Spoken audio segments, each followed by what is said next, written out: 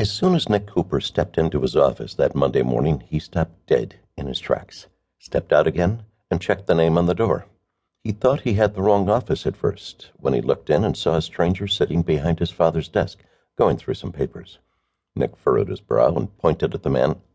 You want to tell me who you are and why you're sitting at that desk? Nick demanded in a stern voice. You must be Nick, the stranger said, and then smiled before standing to offer his hand. Nick didn't offer his, but repeated his original question. Once more, who are you, and what are you doing in this office sitting at my father's desk?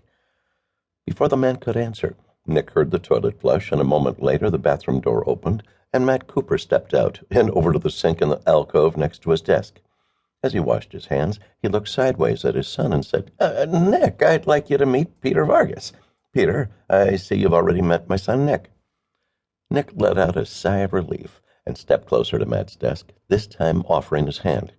Vargas shook it and stepped out from behind Matt's desk, letting Matt sit down. Matt dried his hands on the towel that hung alongside the sink and returned to his swivel recliner. Vargas wasn't sure what to do with his hands at this point and stuffed them into his pants pockets. Well, he said, and left it at that. Well, what? Nick asked, speaking to his father, but aiming the question at both men. Dad, what's going on here? Sit down, Nick, Matt said, and then extended that same invitation to Vargas, who sat across from Matt in his client's chair.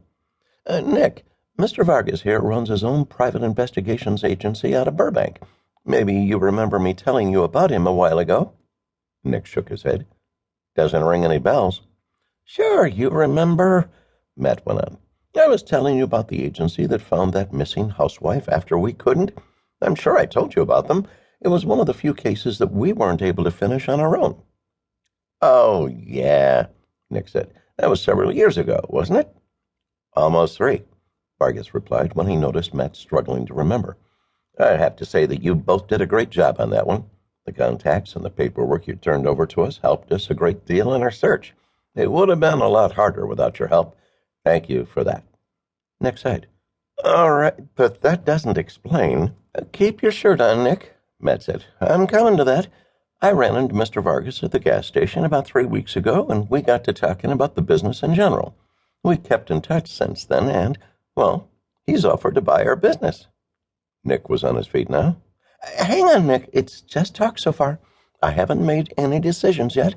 I wanted to talk to you first, and I wanted you to meet Mr. Vargas and hear him out before you shoot this idea down. Matt turned to Peter Vargas and added, Peter, suppose you tell Nick what you told me. Vargas stood now and invited Nick to sit on the brown leather sofa that sat under the south window. Nick declined, preferring to stand. Nick, Vargas began, I could just as easily start a branch office here in Hollywood to supplement my main office, but I don't want to have to compete with you or your dad. And let me say that I do realize that your family has been here in the same location since 1946, and that you've built up an impressive client base over the years. That would be my main reason for making the offer for... Nick held up one palm toward the man. Let me stop you right there, Mr. Vargas. 7 years ago, after I'd been here for quite some time, Dad made me a full partner with all the rights and privileges that come with a position. A decision like this would have to be a unanimous one between the two of us, and without hearing your offer, I'm going to have to say no.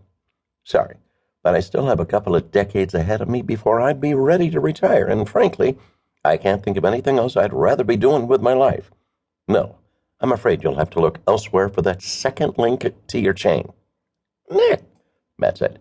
That's final, Nick said. He pushed himself up off the sofa and walked toward the exit. He turned back toward Matt and said, I'll be out for a while, and left the office. Matt and Vargas exchanged glances, and Matt shrugged, spreading his hands. I don't know what to tell you, Peter. Nick is usually sensible and will at least hear me out. Why don't you let me talk to him, and I'll get back to you in a couple of days. Maybe he'll come around. Don't wait too long, Vargas said. I have to get moving on this thing soon, and I wouldn't want you to miss out on an opportunity like this. Just give me 48 hours, if you can, Matt said. Vargas looked at his watch and then back at Matt. Call me by close of business on Wednesday. He left the office, easing the door closed behind him, and walked the length of the hall back to the elevator.